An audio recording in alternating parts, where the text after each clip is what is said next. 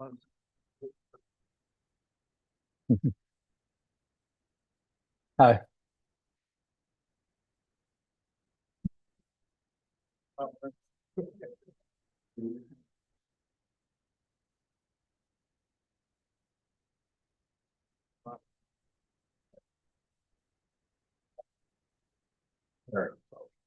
Yep.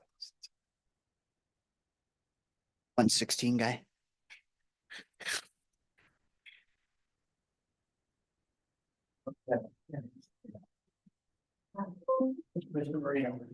Yes.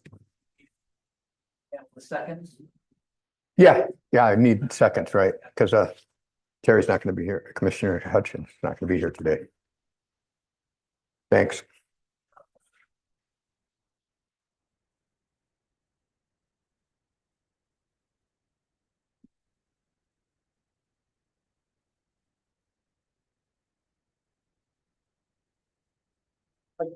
Session of the Isabella County Board of Commissioners to order. Stand for the pledge, please.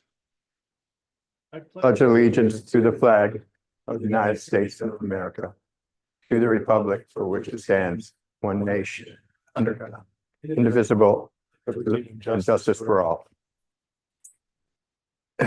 Madam Clerk, a roll call, please. Commissioner Hutchinson, Commissioner Embry, Commissioner Jazinski, Commissioner Engler, Commissioner Marino, Commissioner Swaney. Here. Oh, all present, Mr. Chairman, except for Commissioner Hutchinson. Madam Clerk, up next will be approval of the agenda. We'll start the meeting with general public comment. We have no presentations or special reports. We have several appointments to boards and commissions. And then committee reports, Finance and Administration Committee. Finance Administration Committee is all set, Mr. Chairman. Thank you. And Criminal Justice and County Affairs Committee. The Criminal Justice and County Affairs Committee is all set, Mr. Chairman. Human Resources and Public Works Committee. Human Resources and Public Works Committee is ready. Thank Mr. you. Chair. We have no intergovernmental affairs, no administrative controller issues, no unfinished business. 3 items under new business. Consider approving engagement letter between Isabella County and Blystone and Bailey CPAs. Item B would be consider approving the annual Fisher Annex lease renewal for Deerfield Nature Park. Item C would be consider scheduling the 2025 Isabella County Board of Commissioners organizational meeting. And then we'll have another opportunity for general public comment and announcements and then adjournment. Is there any additions or deletions? Yes, sir. Mr. Chairman, I'd like to keep this all straight here. We have requests to remove 3 of the appointments to boards and commissions. First one being E, which is consider appointing 1 member to the 911 Advisory Board, city representative to complete a 2-year term. Second one, F, consider appointing 1 member to the 911 Advisory Board, county representative to complete a 2-year term ending 12/31/26. And the third item is I, consider appointing 2 members to the Isabella County Material Recovery Facility Board for 2-year terms ending December 31st, 2026, or until a successor is. Additionally, this is more complicated. Okay. I guess. I forgot there's one more. I'd like to also add under, I guess it'd be under new business, closed session to deal with a labor relations issue. Okay, it's been moved and supported to remove items E, F, and I under appointments to boards and commissions and add under new business, closed session. Yes, sir. Yeah, do you want to move the public comment up before the closed session, before we do that like we usually do? Yes. Thank you. So we'll do the second general public comment before we kick everyone out to do a closed session. Okay. It's been moved and supported for those deletions and that addition. All those in favor, say aye. Aye. Anyone opposed? Okay, we have an agenda. Up next is general public comment. Is there anyone for general public comment?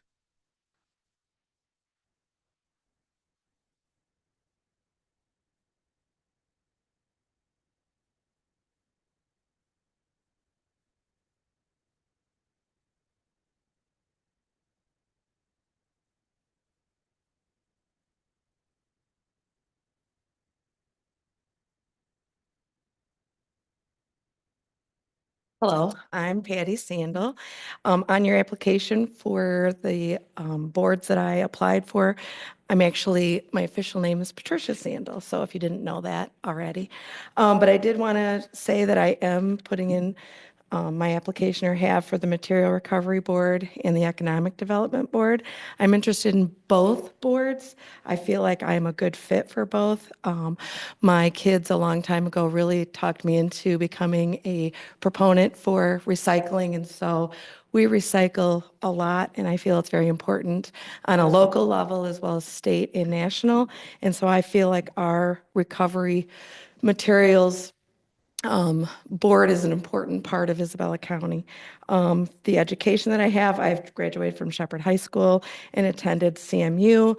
I've been in the plumbing industry for 36 years. I help manage 4 rental properties, so I have a good background as far as business and accounting practices.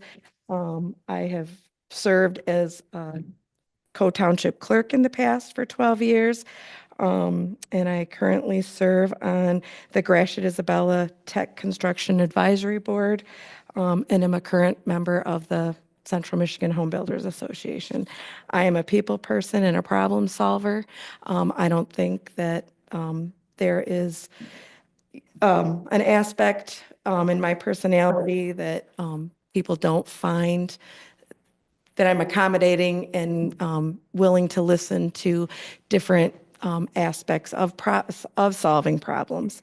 So I was born and raised in Isabella County. I love this county. I love the people and businesses. So I hope you will consider me for both positions. Thank you. Thank you. Anyone else for general public comment? I don't think we have anyone online, do we? No. Okay.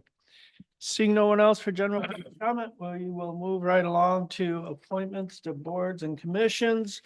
And I will kind of run through these, and if anybody wants to speak to any of these individuals, please do so. But item A will be consider appointing 2 members to the Isabella County Board of Public Works for 3-year terms ending December 31st, 2026, or until a successor is appointed. And application from the incumbent Tim Wolf on that one. Item B, consider appointing 1 member to the Community Mental Health for Central Michigan Board for a 3-year term ending March 31st, 2027, or until a successor is appointed. We have the incumbent Karen Scanlon and John Hayes. And I will say, I've been on that board for 8 years, and Karen Scanlon is one of the most engaged and knowledgeable people on that board. She's been on it for years and years. I would support her reappointment. Yes. John Hayes did contact me and say that he saw that, is it Corinne or Karen? Corinne? Karen, yep. Was a good candidate for it, obviously many years, and a good person. And so he was not wanting to push an incumbent like that off. Okay. Item C then is consider appointing 1 member to the Commission on Aging Advisory Board at-large representative to complete a 3-year term ending 12/31/2027. We have 1 applicant, Ruth Barrett. I've known Ruth for probably 20 years, maybe more than that, maybe 25. She's a hardworking individual. Yes, sir. I had the pleasure to represent Fremont Township for 8 years and Commissioner Embry has represented the township now for the last 2 years. And what I found is Ruth is a very engaging person, to work very hard for the township. And I was kind of surprised because I thought she was already on the Commission on Aging, but apparently not. I must have that wrong. But I think she'd be very good on I that. think, very good. Mr. Chair. choice. Yeah, I've known Ruth for a long time. I know she worked at CMU when I was involved in a lot of organizations there, and I also know she was involved with the library, I think it was, and she was also a township official, and she's really passionate about stuff, and I support her for sure on this. There is another seat on that Commission on Aging Advisory Board that's a District 7 seat that we didn't have any applicants for. We do have an applicant now, so we'll consider that position in January, at the second meeting in January, along with a couple other appointments. So the next one is item D, consider appointing 2 members to the Isabella County Construction Board of Appeals as building trades representatives for 2-year terms ending December 31st, 2024, or until a successor is appointed. And Robert Tillman has turned in his application to be reappointed to that. Item E, it was removed. Item F, removed. We'll consider those in January as well. Item G, consider appointing 1 member to the Economic Development Corporation Board to complete a 6-year term ending 7/1/2030 or until a successor is appointed. 2 applicants, Patricia Sandel and John Hayes on those. Yes, sir. Heard from Patricia, and I would just say that she's been involved with Cole Township, very involved, and she's a welcoming person. I think she'd be great on that. I know this board hasn't met that often, but that may change in the future, and with her business background, I think it'd be a good fit. Chair. Yes.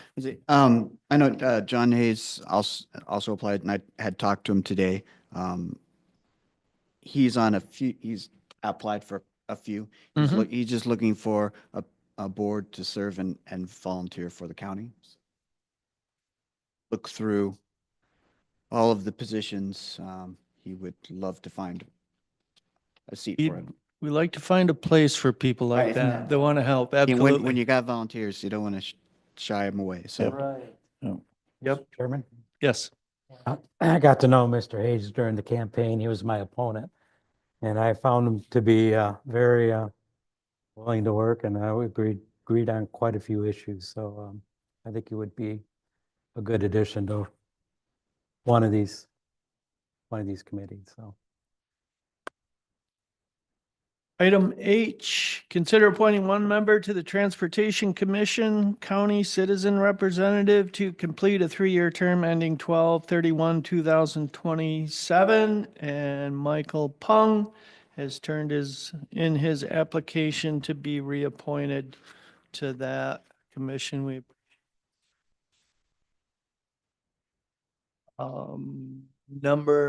Letter I has been removed.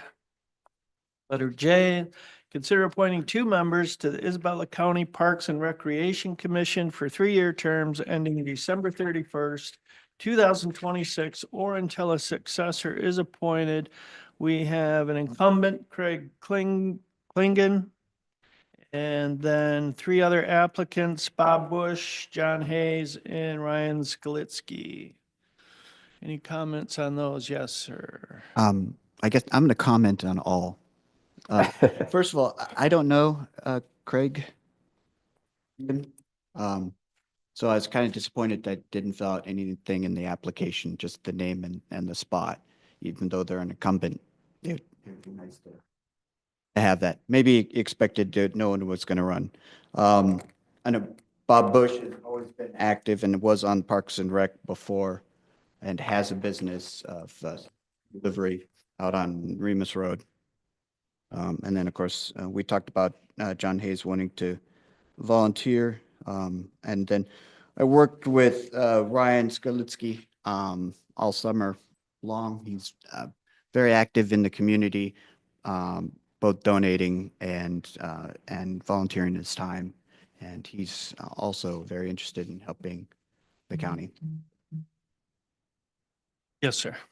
Yeah, just because I'm on that committee, so I know a couple of the gentlemen that are running on this, and Mr. Claygan, he was involved in setting up the disc golf and running tournaments on there. So all the ones out at Deerfield Park, he was major person getting that going and having the tournaments out of there. In fact, I guess they have some state recognized tournaments out there. So I don't know why he didn't fill the application out, but he's been very active in that. And he also got a little bit in some of the biking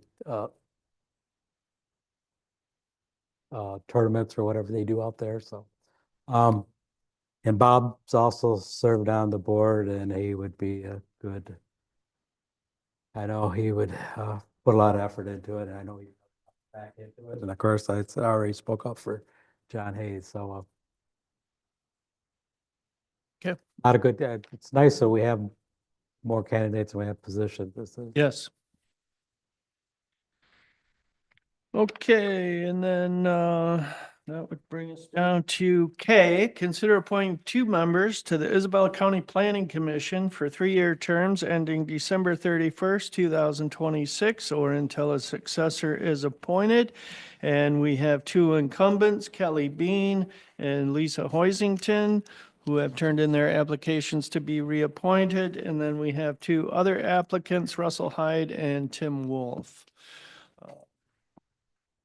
Comment on those? Yes, sir.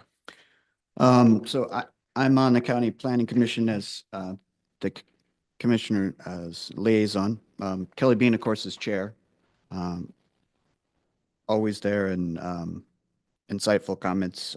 Also, Lisa Hoisington, I think, served a partial term, but she's been great to have on because she also worked in the public department with Tim before. So she knows everything.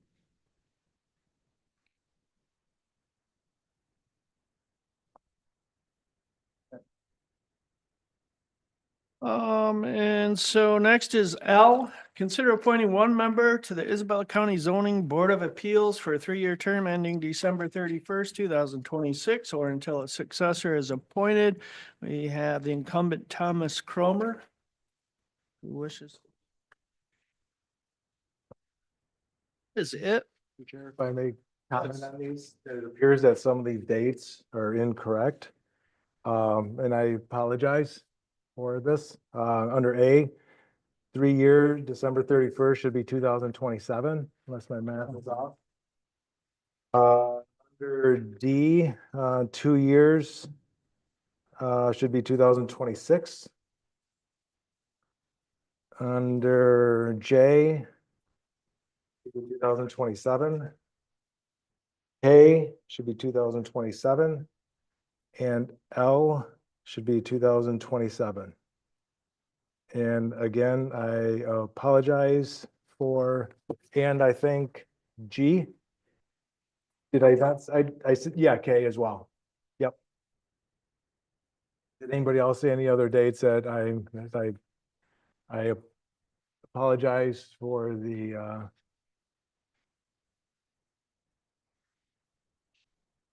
Thank you. And that will complete appointments to boards and commissions for the work session. We'll consider items during the regular session.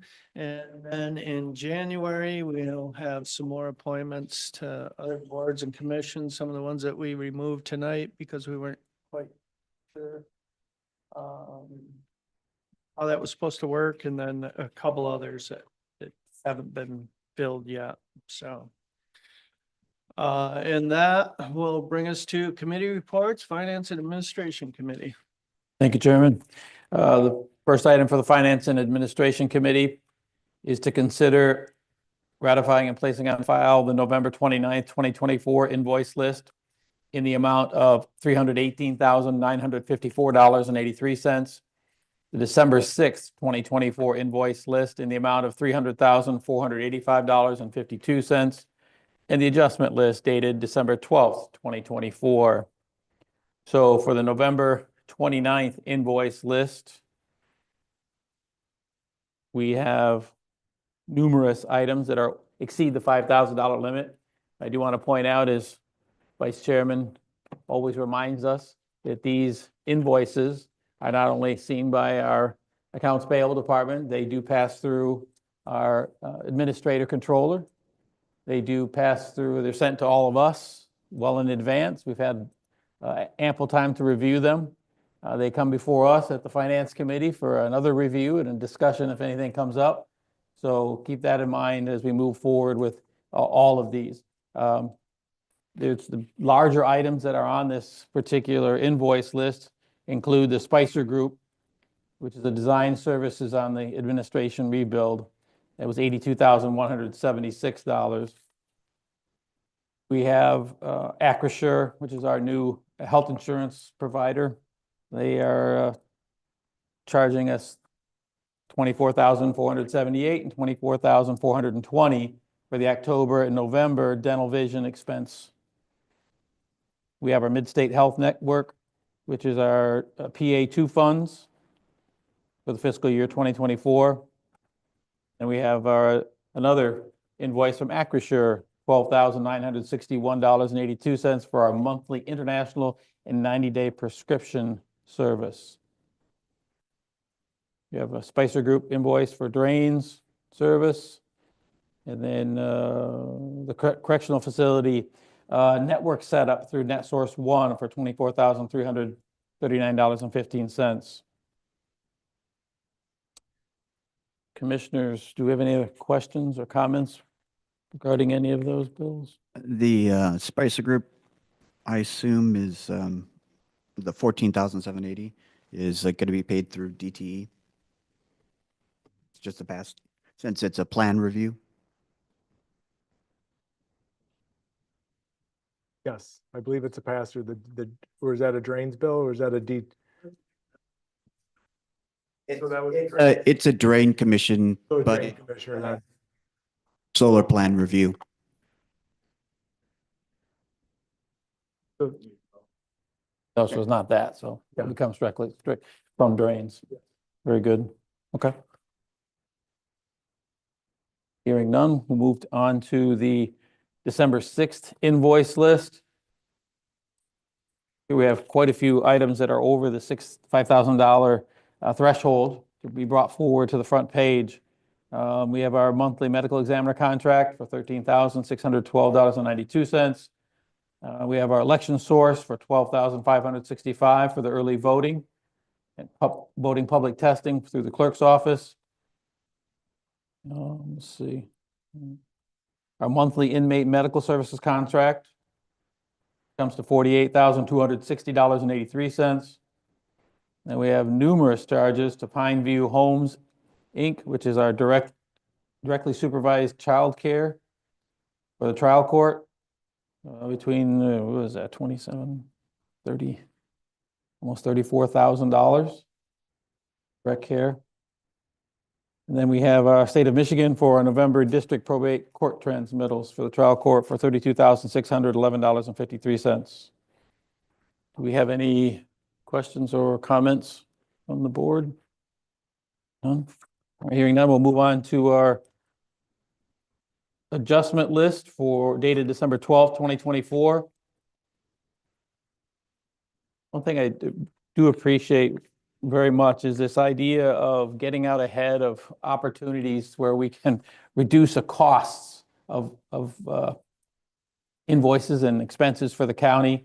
The Sheriff's Department, Commission on Aging, the trial court, they go out of their way to make sure that we pay off these invoices so that we are allowed an early payment discount, which is very advantageous, especially over the long run.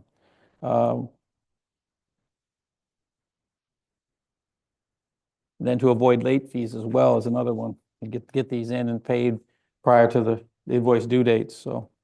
The other thing that we have is occasionally from time to time, we're going to have invoice entry errors. These are noted here. We do have I believe, Andrea Davis is our new accountant.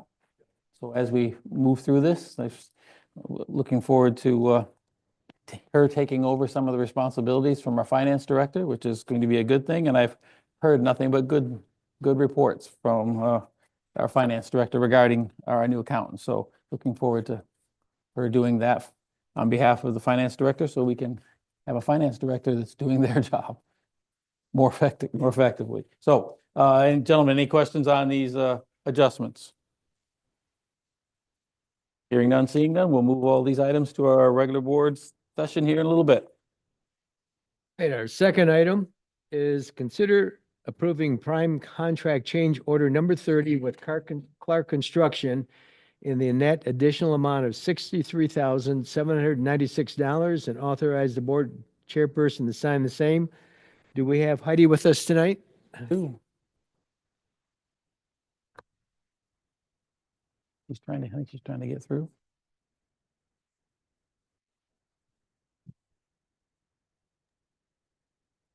There she goes. Hello. Hello, Heidi.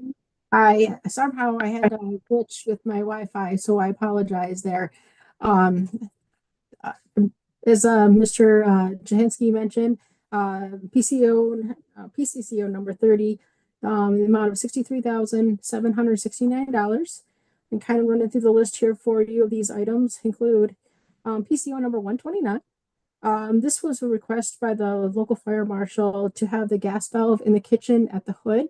Easily accessible in case there is a fire, that you can easily just turn the gas valve and shut that off there in that kitchen. We had to reframe the ceiling there to accommodate this request, and that cost there was $1,346 that was taken from buyout. The next item on the list is PCO number 180. This was a request of the mechanical inspector that we needed to have access above the cells in area C, which is the detention area.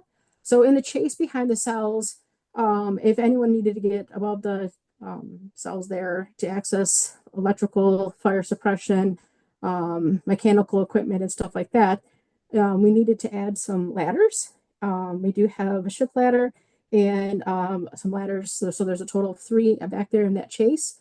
And 1 is a platform for easy access. We did have to move some water lines, and that will cost or have painted the steel and the water lines was $39,646, and that was taken from buyout. The next item on our list is PCO number 192. This was in the cooler, freezer, and storage room. For health code reasons, we needed to install 6-inch base in that freezer and cooler area. Originally, it was shown on the drawings to be stainless steel, but that did not cover well in that space, so no food could get behind there. So that add was $1,418. Next thing on our list is PCO number 193. This was for the high-speed roll-up doors, adding controllers to tie into the security system. So that way they can easily call up those security doors at the Sally Port when they approach in patrol cars to open with the security system. So that was a cost of $2,075. Next item is PCO number 197. This was the scope gap. When we were working with the sheriff and the design team early on in the project, after we awarded contracts, we switched some detention doors to sliders. And part of those door frames, we did not anticipate that we would need to add security caulk within the frame itself. Typically, we caulk around the frame. So that was a scope gap, and that was a cost of $785 to do all those detention slider frames. Next item is PCO number 203. This is for exit lights in area B and C. These were, we had regular non-detention exit lights in these areas. This is an area where inmates are going to be. And so we needed to change over to detention lights. And to change those out and provide new was a cost of $6,715. And the signs that we took down will be turned over to the owner at the end of the project. Next item is PCO number 209. This here was, we had to move some ceiling grid out in Area C for lighting in order to accommodate the foot candles that we needed there. And it also interfered with some mechanical ductwork. So that cost to rework the ceiling grid was $292 and taken from buyout. Next item was PCO number 210. This is a detail conflict. We had to wire or install three-way valves. They were installed incorrectly when we started working with our controls contractor Siemens. The contractor did follow the details on the drawings, but found out after that we had to redo this work and change it so they can tie in with the control system. So that was a cost of $10,592, and that was taken from buyout. And the last item on the list here is PCO number 215. We had to patch at the main lobby. We had a pistol locker there, and we had framed it in for a recessed pistol locker. This pistol locker is actually surface mounted, so we needed to fill that in and finish it and repaint it. And that cost for there was up $900, and that was taken from buyout. So the total of this change order is $63,769. It was taken from buyout. We have a total buyout as of this PCCO 30 of $1,174 remaining, for a total combined of $782,948 remaining. And the total amount remaining is 36% overall. And at construction, we are at 95%. Is there any questions? So I know if you're sitting out in the audience, sometimes you don't follow the change orders, what's involved. If somebody has questions, they can come up. I can share the report from Clark Construction. But as the project proceeds, there are things that were missed and had to be put back into the project, and sometimes there's savings too. And I know said that we only had 1,100 and some left in buyout, but I did go to the OAC meeting last Thursday, and there's been some changes already in favor of the county. So I think we've gotten up to like $19,000 left in the buyout. And I believe the percentage of the project that we're currently at is about 96%. So I know there's some costly additions on this one, and these items that we've known for a while, and trying to find the solution. And so, we did find the solution. There were some costs, but we're still bringing this project in under budget. And credit goes to the Sheriff's Department and to Clark Construction that have been watching all the pennies and quarters on this project. Are there any questions? Hearing none? Question? Christmas, Happy New Year, Heidi. Oh, thank you. Merry Christmas. Happy New Year to all of you as well. Then we'll move this forward then to tonight's regular meeting, and that would complete the work of the Finance and Administration Committee for the work session. Gentlemen, up next is Criminal Justice and County Affairs Committee. Yeah, thank you, Mr. Chairman. We have one item that's considering approving the Justin Carroll Farmland Agreement application dated October 7th, 2024, and instruct the Isabella County Clerk to forward the approved application to the MDA Farmland and Open Space Program. These are something we see quite often. The board's always been in support of the Farmland 116. This application, usually what we do is look through them and make sure it's filled out correctly. There was one error in there. They had it signed up for 99 years. And the maximum is 90 years. So Clerk Lux got contact with them, got that changed and initialed that. So it's all ready to go. So if there's any questions? Seeing none, we'll move that forward to tonight's session. And Mr. Chairman, that completes the work of the Criminal Justice and County Affairs. Thank you. Human Resources and Public Works Committee. We're all set, Mr. Chairman, and our first item is consider approving, the Heartland Material Management Planning Committee bylaws as written and authorize Isabella County DBA to sign the same. We have Jake Borden and Charity here to run it down.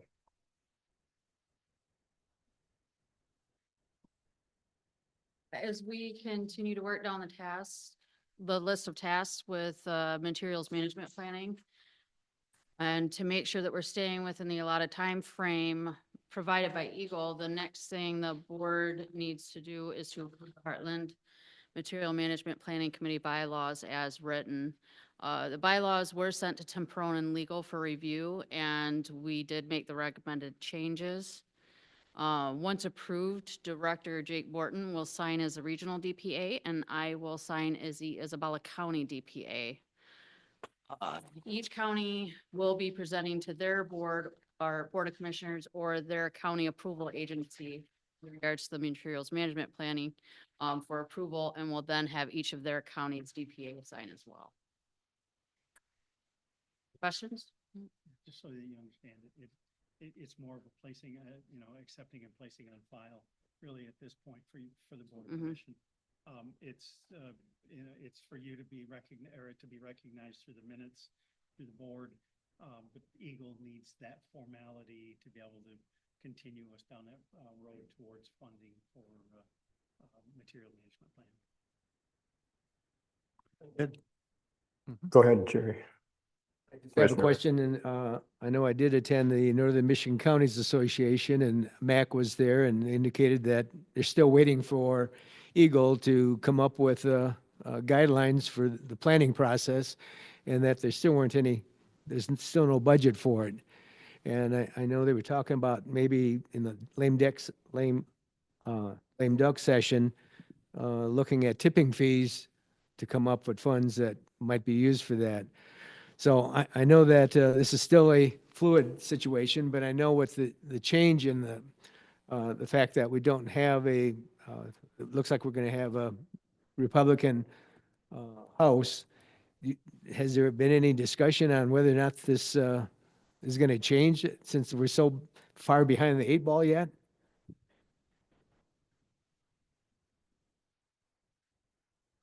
And I'm taking the approach that we're going to continue down this process to protect us. I would take the approach that if we get to the point where there's no funding available for us, I guess I would say that we will probably have a lot of meetings in the next quarter. Really rather than because if you don't have a forum, you cannot do business. And we'll do everything again behind the scenes to make sure that we don't have a forum. Because it doesn't make sense for us to spend funds if you're not getting anything in return.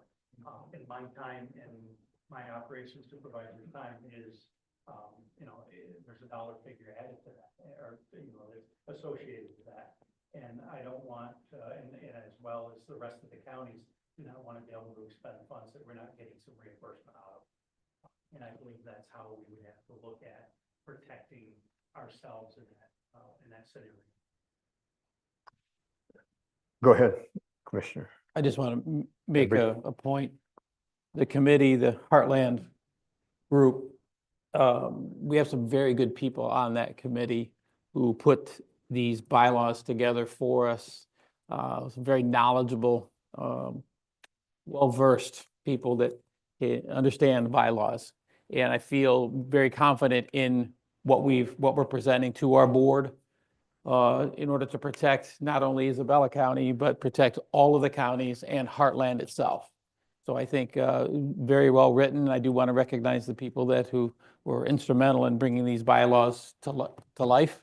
And again, thank you, Director Borton, for bringing those people aboard who make this happen. Because again, as Mr. Jalazinski is pointing out, we don't have a lot of direction the state, and we are pretty much on our own when it comes to putting this together, and we are well out in front of a lot of other counties who are trying to put their plans together. We are setting a standard and setting a precedent for a lot of counties who are following suit with what Director Borton and the Heartland Group is putting together. So again, I appreciate all the hard work of the people who are involved with Heartland, and especially these two good folks. So again, thank you, folks.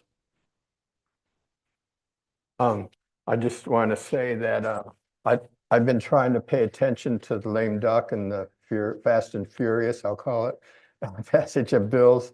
And I don't think that the tipping fee bill has been acted on right now.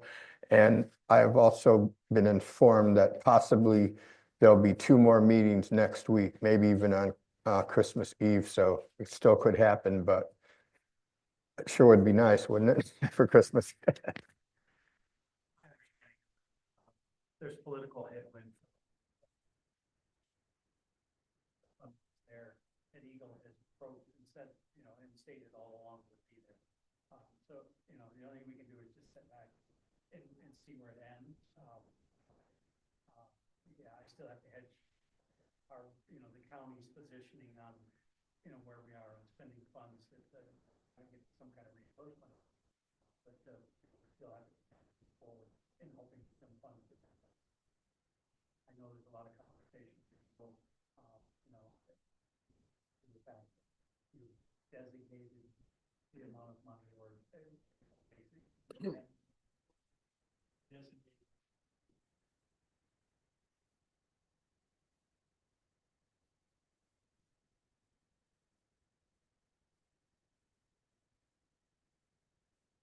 Any more questions or comments on this? Go ahead, Commissioner. I just Sweeney. want to thank you for the flow chart. That's probably the best use of a flow chart I've seen to explain the process. Appreciate it. Okay, seeing and hearing no more comments, we'll put that on this. Thank you. Meet our regular session after this one. Thank you. Okay, our next item and final item is consider adopting the proposed Isabella County Parks and Recs Commission rules, ordinance, revisions, and fee modifications effective immediately as recommended by the Isabella County Parks and Recreation Commission. We have Alexis Hanson, Parks and Rec Director, here to break this down for us. Hi, Alexis. So we're continuing to work through policy updates. And there's some changes since we came forward in October with rules and ordinance changes. And so what we have here is a update to our violations enforcement policy. So basically, in order to bring our commission in line with best practices from a policy standpoint, a legal standpoint, and a risk reduction standpoint, we are just formalizing and kind of beefing up our policy for how park user violations will be handled, both in the scenario where you would have someone who has had multiple violations that result in an incident report, and in the scenario where there's someone who's an immediate safety and security risk. This new policy gives us a pathway for handling both of those scenarios where it would result in revoking someone's park use privileges. And then it also gives them a pathway to ensure due process. They have the opportunity to appeal that decision. And it's all outlined in this new policy, which has been reviewed by legal counsel and has also been recommended to us through some of our partners in the MacPro organization. So we would add this to our existing rules and ordinance enforcement and penalties section. And it makes it easier for us and for our park users to know what to expect when we are in scenarios where there's violations and enforcement is going to be happening. So that is the first piece of this, and I will answer any questions that you have on that before I move into the fee modification, if there are any. Okay, so then the other fee modification is a complete overhaul of our watercraft permit fee structure. What we want to do is streamline the watercraft permit process, make it easier for our staff, and also much less complicated and straightforward for our park users. So what we are proposing to do is take away, we currently have the option to do a $3 day permit for watercraft. Majority of our park users are using their watercraft in the parks with lake settings more than one time anyways. But so what we'd like to do, and also when we sell that day pass, we're not collecting information that then can link us back to, for example, an abandoned trailer or an abandoned boat. And we have had a lot of issues with that. So what we're gonna do is just get rid of that day pass. We're introducing 2 annual permits that are very affordable. One of them is $10 for the whole season. One of them is $5 for the whole season. When we would sell those permits, we would collect the personal information of the watercraft owner. And then they are linked to a permit number. So if there's parking infractions or an abandoned vehicle situation, we can get in touch with that person. So we're doing away with the $3 day pass. And then we're introducing a $5 annual for what we're calling just a basic watercraft permit fee. So that's going to cover anything that comes in on your vehicle, on a roof rack or the bed of your truck, or if it's an inflatable and you've got it in the trunk of your car. The second option is called the trailered watercraft permit. So that covers the scenario where you're bringing in a canoe on a trailer or a pontoon on a trailer, because then you're introducing that trailer parking scenario into the mix. And so that would be $10. It's a 2-piece stub. One affixes to the boat, one affixes to the trailer, $10 for the whole season. So again, this streamlines it for our staff, keeps it really, really affordable. And it's going to help us a lot with enforcement of some issues that have been kind of a nightmare the last couple of seasons. So changing that structure, I think, is going to be a good step in the right direction for us.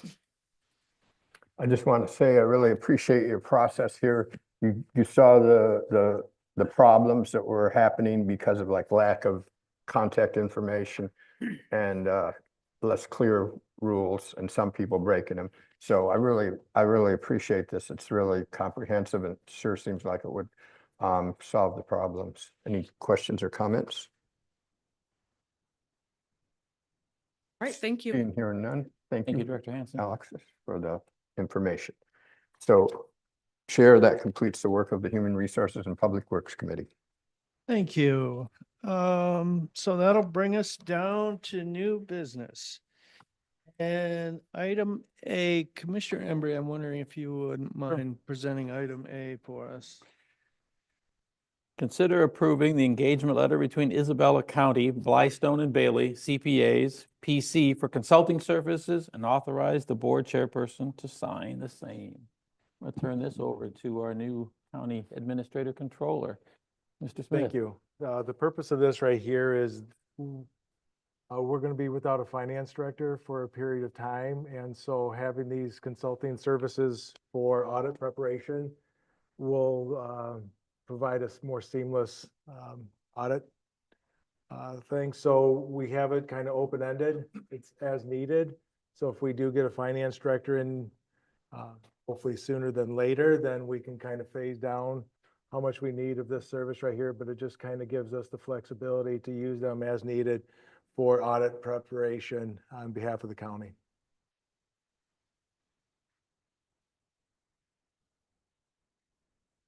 Any questions, comments on that? Hearing none. Item B, Commissioner Engler, I'm wondering if you'll present item B for us.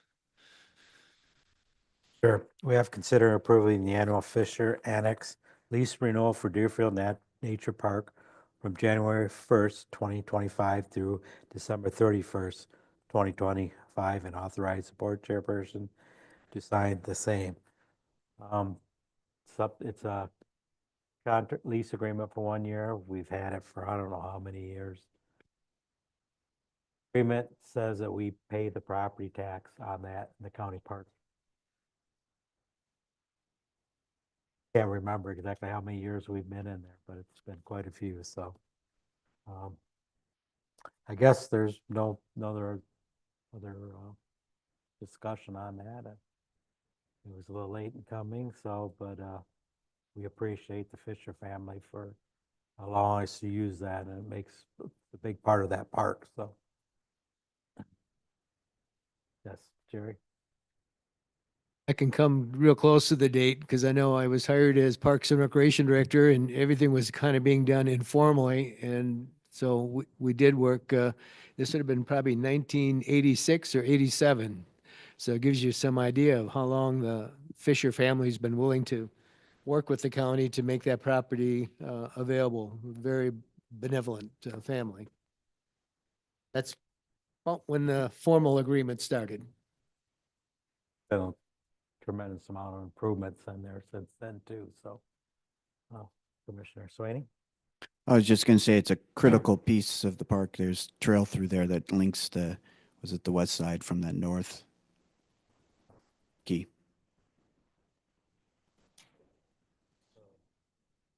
Questions? We'll just forward to tonight's meeting. Thank you. And item C, Commissioner Swaney, would you present that for us, please? Consider scheduling the 2025 Isabella County Board of Commissioners organizational meeting for Tuesday, January 7th, 2025 at 7 p.m. to be held at the Isabella County Commission on Aging building located at 2200 South Lincoln Road, Mount Pleasant, Michigan, 48858. So at the organizational meeting, our only business will be to elect a chair and a vice chair, and then the chair will make appointments to various boards and committees. And then also. Bylaws. Schedule in the bylaws. Yep. Thank you. I was wondering if there was any desire to move that to 5 since we normally start our Tuesday meetings at 5. And so people might be used to coming at 5. More people come to the 5 o'clock meeting than the 7 o'clock meeting. So I don't know if there are any thoughts on that. I think it's a good idea. I'd be in favor of that. I would too.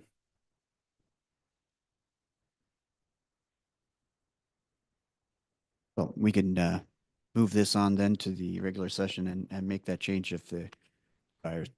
Okay. Very good. And that completes new business, or does it? It doesn't. Okay. But we want to delay the closed session for labor contract discussion. Right. Till after public comment. So at this time, we will do general public comments. For anyone for general public comment? And seeing no one for general public comment, and we don't have anyone online, do we, Chris? No. Hunter, thank you. So announcements, commissioners, any announcements? Yes, sir. The announcements now? Yeah, let's do those now. Any announcements? Okay, we have no announcements. So, is there a motion to close session as we discussed while we were amending the agenda? Yes, sir. I'll move to go into closed session to discuss POAM/COAM labor relations issue as allowed under Section 8C of the Open Meetings Act, which is entitled to attorney-client privilege. Support. Been moved and supported to go into closed session to discuss POAM and COAM labor relations issue. Madam Clerk, a roll call, please. Commissioner Embry, Yes. Commissioner Jazinski, Yes. Commissioner Engler, Commissioner Marino, Yes. Commissioner Swaney. Yes. Yes. Yes, motion passed, Mr. Chairman. So as soon as the audience clears out, we'll go into closed session. 5:51, 5:52. 5:51. Thank you. Microphone's on. Turn off our mics, right? Yep.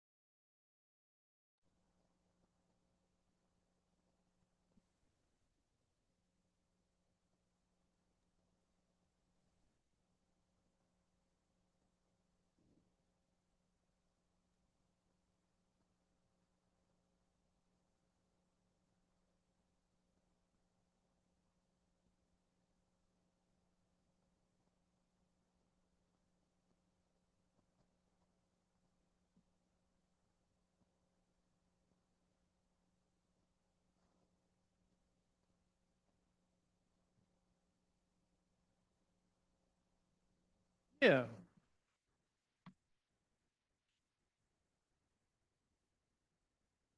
And we're good otherwise, right? We're all back? Yep, turn your mics back on, gentlemen. Check. There we go. Testing. Hello. Are back in open session.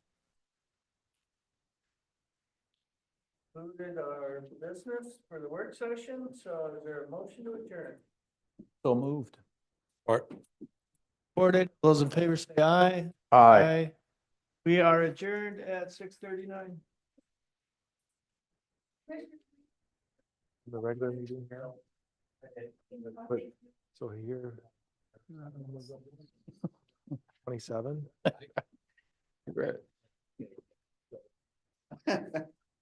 Nice black